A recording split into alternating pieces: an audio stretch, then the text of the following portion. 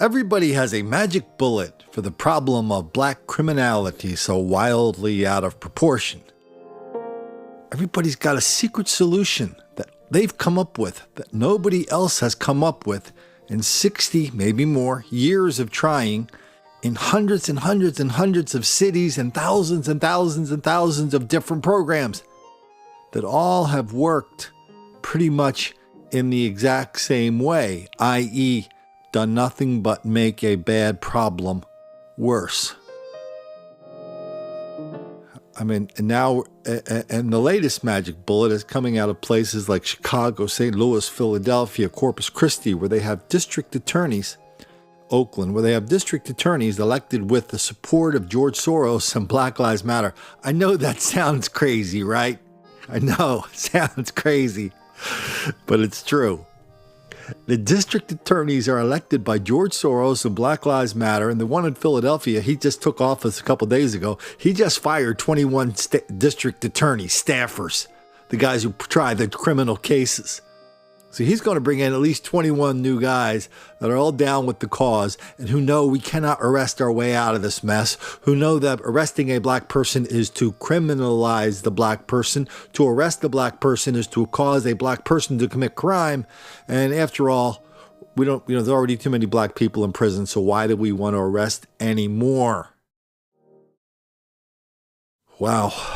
You know what's going to happen in Philly, of course. Okay, I'm breaking my own rule. I'm predicting the future. You know what's going to happen in Philly a year from now? They're just going to, if the district attorney tells you they're not going to prosecute these cases, or they're going to consistently downgrade the charges, the cops are not going to fight the district attorney day in, day out. The police officers union might fight them next election, maybe. But day in and day out, if somebody gets the hell beat out of them, and that goes from assault to felony to offensive touching, a misdemeanor, that's what the cops are going to have to charge them with.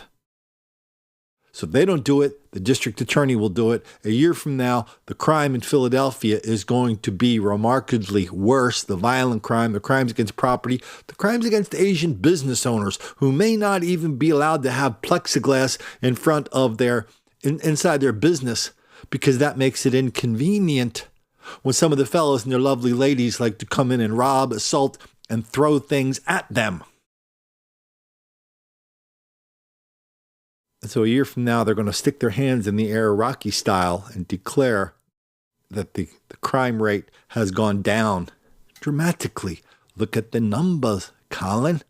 Colin, why don't you understand the numbers? And so that's the latest magic bullet, is charging less, arresting less, getting lesser sentences, putting your hands in the air and declaring victory in a war that you are losing. Kind of reminds me of that guy. Anybody remember Baghdad Bob? Boy, he's passed from our consciousness way too quickly. He was the guy. What war was that? Was that Desert Storm? When we were advancing on Baghdad, and Baghdad Bob would confidently get in front of the microphones and the TV cameras of the world, tell everybody they were winning, the Americans were lying, nothing was going on. In the meantime, literally outside, you could hear the American tanks, rolling down, or you could see a live feed of the Americans blowing up an airport or something. I mean, that's what we're getting from these district attorneys and mayors all over the country now. The numbers are down, Colin, they're down. Okay. Whatever. That's your magic bullet. Arresting fewer people, getting a DA in there who won't charge them. Everybody takes credit for winning a war that they're really losing. Well, sometimes like in places like Baltimore, there are still people who believe in the old school way of enabling black criminality and black violence.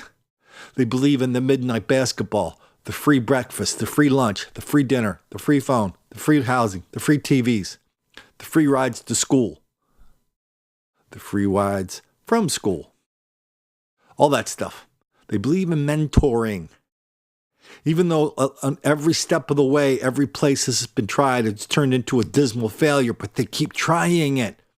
As kids get in one end of the system, they meet a social worker, they meet a judge, they meet a prosecutor. They made a court-appointed psychologist. He looks him in the eye, and the kid says, "Oh, man, I'm so sorry I clonked that old lady on the head. What was I thinking? I was hanging around with the wrong people, man. I just want to get my life together." That works. That works. That gets you back out on the street.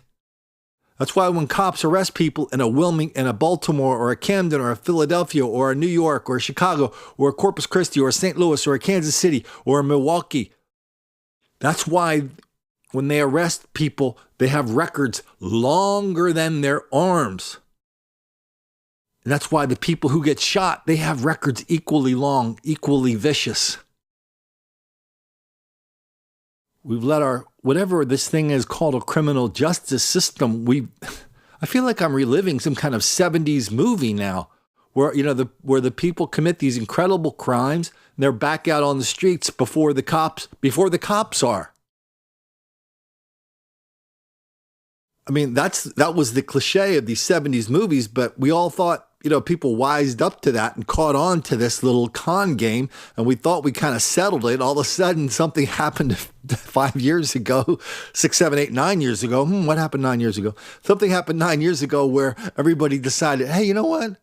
Man, we're arresting way too many black people for no reason whatsoever. There's just too many in jail because we know that black people and white people commit the same amount of crime.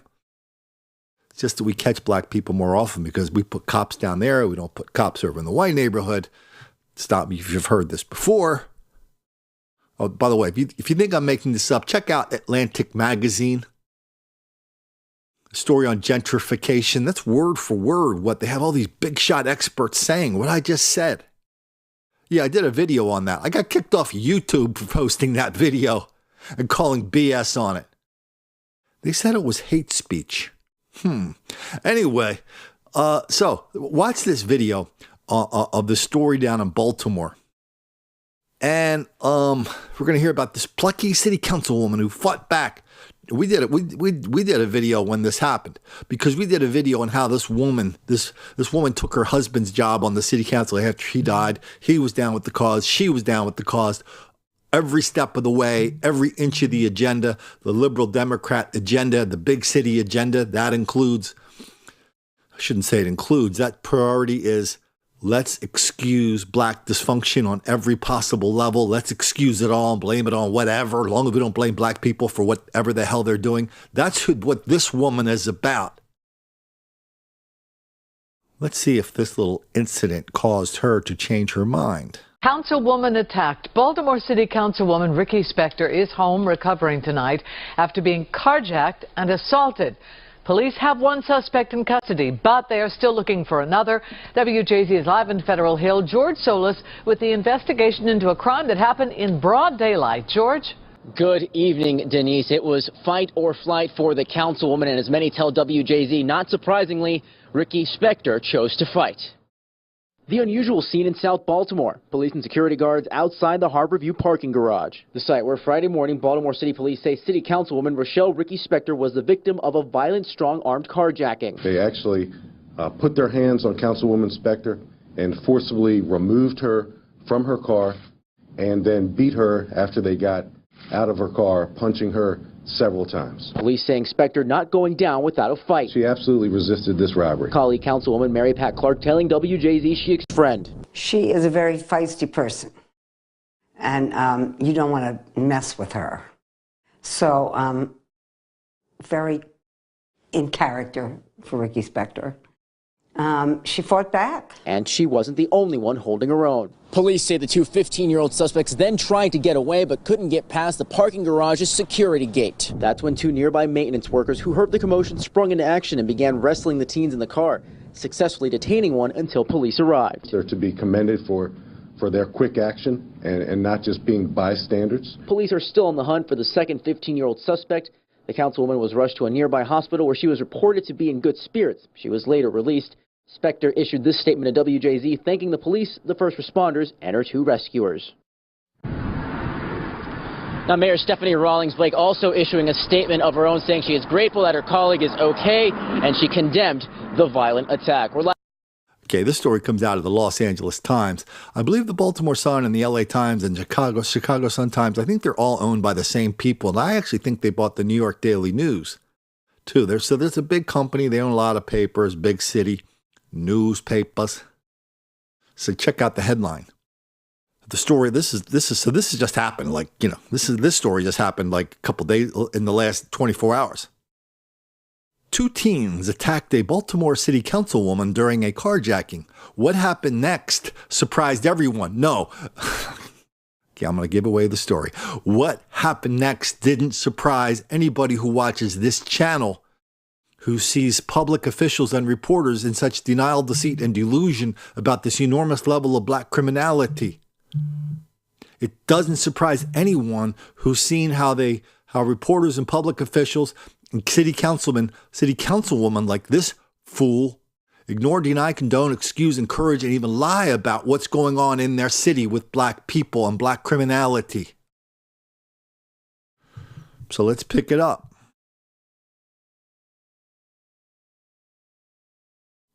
Okay, let's pick it up. This is who wrote this story? Reporting from Baltimore. Let's see who wrote this story. This comes from Luke Broadwater. Okay, let's do a little bit of a feature opening here, shall we? The weather wasn't too cold that December morning, so Councilwoman Rochelle Ricky Spector put on a light jacket as she headed for her gold Buick. 2 teenage boys from Southwest Baltimore were in her Inner Harbor parking garage. You know, Inner Harbor, that's the safe neighborhood. You remember that, right? Cutting school and looking for cars to steal. They fixed their eyes on the 80-year-old Spector. The attack was quick and it was violent. A Spector got in her vehicle. The 13-year-old blocked her door from closing. The 15-year-old hit her in the face hard. I was mad as hell. They told her, quote, "You white bitch, give me your car." They punched me in the face, threw me into a concrete pillar. I was screaming like crazy. So far, so good. Word of the attack and subsequent arrests of the boys made evening newscasts and fueled local anxiety. In a city besieged by violence, it seemed to show that no one, not even an octogenarian city official, was safe. Where is that the way it works? You get somebody from LA to look at Baltimore and they make these observations that are just dated and old and superficial and ridiculously simplified. Is there anybody who looked at that attack and said, "Oh yeah, I'm really surprised that those young black people attacked that 80-year-old woman"? No, nobody is surprised in Baltimore, you fool. Anyway, so let's get back to the story, because this is where the story begins. What is less well known is this. Instead, continues the LA Times, instead of seeking vengeance, that's what we call justice now. Putting someone in jail for beating the crap out of a little old lady is now vengeance. Do you suppose it was the first time those guys ever did something like that? Did they ever have a record before? Instead of seeking vengeance, Spector quietly decided to become the boys' advocate. Yeah, it's very quiet. We're going to see how quiet it is. She was in every public forum in Baltimore telling everybody what a virtuous person she was for rescuing these innocent angels who temporarily went astray and almost killed her.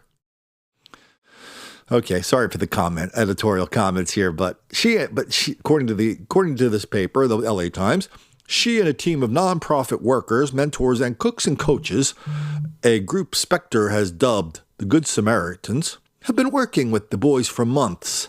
During and after their time on house arrest, and their grade, school attendance, and attitude have shown marked improvements. Though the boys are still a work in progress, that's what we call covering your butt, by saying these kids are still bad news, but the bad news narrative doesn't fit in the story. Anyway, the teens are now emerging as leaders in the neighborhood, trying to teach others to stay out of trouble. Last month, Spector joined, around the anniversary of the attack about a year ago, Spector joined the older teen in front of a large audience at her synagogue, where leaders from across the city presented her with an award for his progress. The boy who had once punched her in the face now shyly tried to hide behind her from the view of the crowd. He was so overwhelmed, she said, if he didn't hold on to me, he was going to collapse, Spector said. The teenager said, according to the LA Times, I felt scared on the inside. It was a lot of people, and I thought they were going to be ashamed of my actions, but a lot of people started shaking my hand and saying they were proud of me.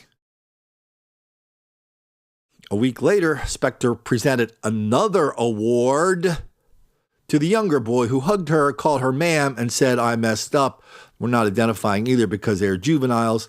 The relationship would never have developed if not for You Empower of Maryland. The nonprofit provides a range of services, including teaching youths how to become cooks.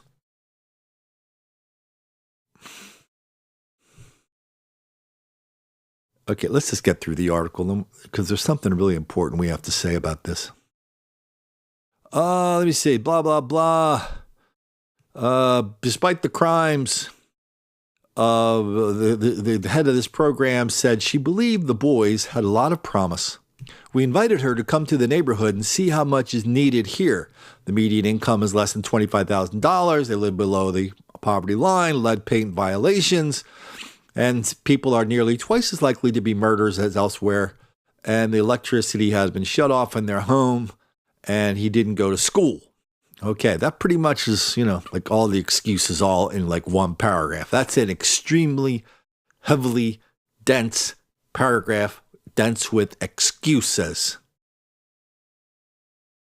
We went to court not to say they shouldn't be punished, but to see if there was some way we could find a solution. They need, okay, here we go. We're like back in 1956 here, okay? That's like the Jets. This is like the Jets and this is like West Side Story. Off that Officer Kripke song. They need to stay busy. They need to stay engaged. Our goal was to be louder than the streets. If you're not there every day, the streets just call the kids in at a very early age. It's interesting to think about Ta-Nehisi Coates, who emerged from the same kind of streets, same kind of thing. And he was describing the same kind of atmosphere back when he was a young man. Same kind of prescription, same kind of solution. Causes white racism and lack of programs. Solution is lots more free stuff. It would have been easy, said the newspaper, for Spector, the city councilwoman, to stay angry. She could have asked the judges to jail the teen for years. She said she drew on her Jewish faith and chose to forgive them. The Talmud says you first have to have empathy. You have to do acts of love and kindness. Okay, stop. Full stop. When I lived in San Diego, my best buddies were Jewish. I don't know that they practiced every day, but their kids were bar mitzvahed. I went to these things. We would talk about that. Sometimes they'd bring me a newsletter from one of their congregations, a liberal congregation. I'll never forget this one newsletter. The rabbi is talking to his congregation, and he's saying, well, we don't really need to keep kosher or follow the Talmud or the Old Testament or the Bible. They don't call it the Old Testament, the Bible anymore. We can practice what we call eco-Judaism. So, just save the earth, lower your carbon footprint, shrink your carbon footprint, and we'll just call it a day, okay, after that. So she's saying there's something in Judaism that says if two black people come up and beat the piss out of you, almost killing you, and they've done it before and they'll probably do it again, it is your Jewish duty to forgive them and forget all about it. I used to bust my friends all the time because I used to bust my Jewish friends. I used to tell them I think I knew the Talmud and the good book better than they did. I was at a Jewish wedding once in L.A. Apparently it's a famous place in L.A. It's right on the beach in Santa Monica. It's called Shutters. So, it's outside. The dinner was outside. The wedding is outside. Reception downstairs, inside. A very nice place. So they do the wedding. The ceremony itself didn't last that long, 10, 15, 20 minutes. They did all the traditional Jewish things. They had the glass. You put the cloth on top of it. You stomp on it. Everybody claps. So after the ceremony, we're milling around, waiting to go downstairs, and a waiter comes around. He's carrying a tray of shrimp cocktail. I go up to the waiter. So many of these situations where there's like a lot of people around, And so I said, in kind of a loud voice to nobody in particular, I said, hey, my name's Colin Patrick Flaherty, and even I know that shrimp is not kosher. And everybody around me laughed. And one guy says, oh, don't worry about it. Just relax. It was a funny thing. But there's nothing in the Talmud that says you have to forgive people who try to kill you. Because remember, this is not just about you. It's about everybody else in the community that you have to protect. We're counting on you to protect and help keep these people off the streets. What are you doing? You're sending, oh my God, the message you're sending. The message you're sending to these con artists. Go to cook school. Tell everybody you're sorry. You'll be back on the street in days. Free as a bird. The story goes on to explain. She went up to the kid. Kids don't hit grown-ups, she said. Then the young man who hit her burst out crying. He hugged me. That was in the courtroom, said the councilwoman. I knew I was hooked. I was going to be there. Then the criminal said, we spoke, we hugged. She gave me a kiss on my cheek. It made me feel happy. I started feeling sad for what we did to her. Blah, blah, blah. And they talk about, and everybody's talking about how his life turned around. He's a good person now. He's going to go to school. He's going to go around and tell everybody about the error of his ways. Never really tried this approach before, have we? Oh yeah, by the way, one of the guys, he sees a future for himself as a pro athlete because he has a good throwing arm, so he's going to be a good quarterback or as a veterinarian. Remember, in Baltimore, there are 16 black high schools in Baltimore where nobody can read or write above a third grade level, okay? Capiche? Nobody. If you can't read or write above a third grade level, that means you basically can barely recognize an emoji. And they're sitting there taking seriously his claims that he's going to be a veterinarian or a pro quarterback. I mean, that claim is as credible as anything else in this article. The head of the program says Spector has become an important advocate for the boys. She's tiny, but she's powerful. She has so much energy. Now the boys have a huge advocate. She wants to see them succeed. Now, Spector is going to devote the rest of her life to reforming the juvenile justice system. They are our children, she says. They walk where we walk. If they're going to do bad, they're going to be doing bad where we are. I'm going to spend my next 40 years, she's 80 years old, fixing the juvenile justice system.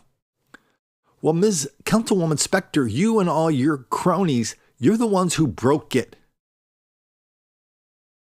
You're the ones who gave out the message that if you come up with a good story, you're going to be back out on the street ready to victimize lots more white people like you. Weak, vulnerable white people who aren't as stupid as you, who aren't as willing to look the other way and put other people in danger. That's what you did, Councilwoman.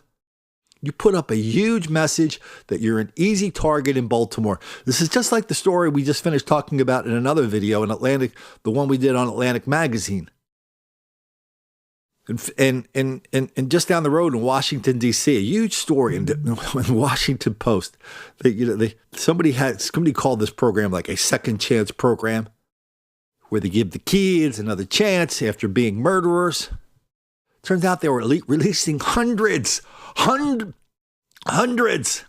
killers on the streets of Washington. All for the same reason. You could take this story, take any of those killer stories and put it right in here. Just change the name. Don't change anything else. It's the exact same story. And all those killers on the streets were killing again and again and again. And if they didn't kill, they were raping and assaulting and robbing. It was like a crime wave released on the city by the people who run the city, by clowns like this Councilwoman Spector. And now she goes around all over the city from these idiotic white people who live in Baltimore. Now she's getting awards from them for doing exactly what it did that has turned that city into a chocolate hellhole. And this is from the LA Times. This is from the Baltimore Sun. This is from these, smart people. Just ask them, they'll tell you, smart people. This is how they want to roll. This is their solution. Pat them on the head, make them promise. Well, no, don't even make them promise. Just say, hey, will you try to do better? Will you try not to carjack any little old ladies anymore? Please. Pretty please. Can you do that for us? And we'll let you go. And remember, don't you dare let us catch you doing this for 17 or 18 more times, or we're going to get really angry at you. But we're going to try not to do that, because we know that getting angry at you, committing this horrific level of violence that has ruined Baltimore, we know doing that on our part, that's really going to make a lot of black kids angry.